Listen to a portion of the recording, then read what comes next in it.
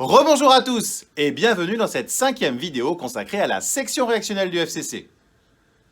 Dans les 4 premières parties, on a décrit les différentes étapes du procédé, les caractéristiques de la charge, l'injection de la charge dans le réacteur, ainsi que les réactions chimiques mises en jeu.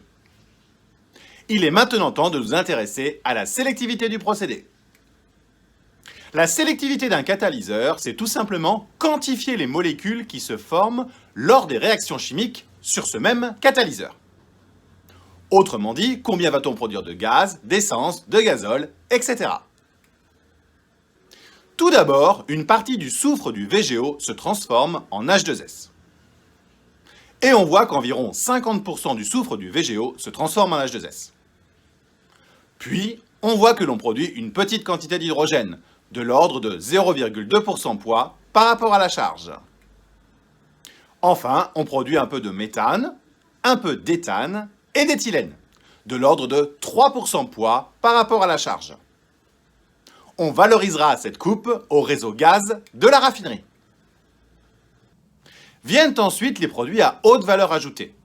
On produit du propane, mais également du propylène que l'on essaie tant que possible de valoriser, car le propylène est une coupe très recherchée pour la production de polymères.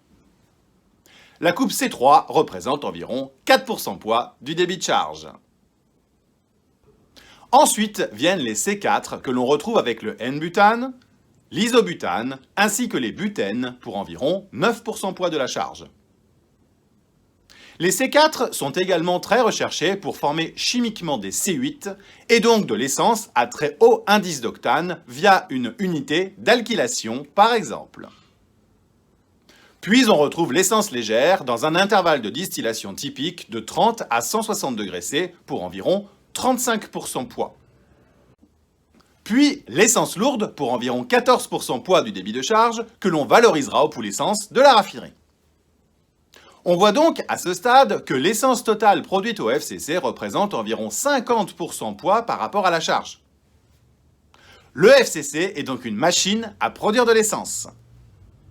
Vient ensuite le LCO pour Light Cycle Oil qui est typiquement incorporable au pool diesel pour une valeur de l'ordre de 15 à 20% poids du débit de charge.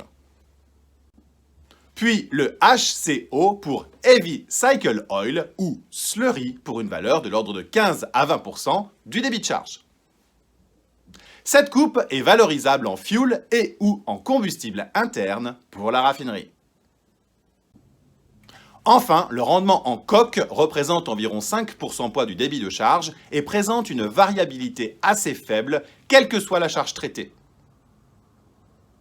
Ce coque se dépose à la surface du catalyseur et n'est donc pas récupérable sous forme de produit valorisable puisqu'il est déposé sous forme de solide à la surface du catalyseur. On verra dans la vidéo suivante ce que l'on en fait. On définit également la notion de conversion, qui représente le pourcent-poids de la charge qui est craqué en gaz, GPL, essence, mais aussi le coque. Dans notre cas, on voit que la conversion est de l'ordre de 70% poids. Voici le graphique qui résume les rendements typiques que l'on peut avoir dans un FCC. On voit ici clairement la quantité d'essence qui est très majoritaire. Une fois que l'on dispose de ce mélange de molécules légères en mélange avec du catalyseur coqué, que peut-on en faire? Rendez-vous dans la 6e vidéo dédiée au craquage catalytique. En attendant la suite, n'hésitez pas à tester vos connaissances en répondant au quiz et vous abonner à ma chaîne YouTube. A très bientôt pour la 6e partie. Au revoir!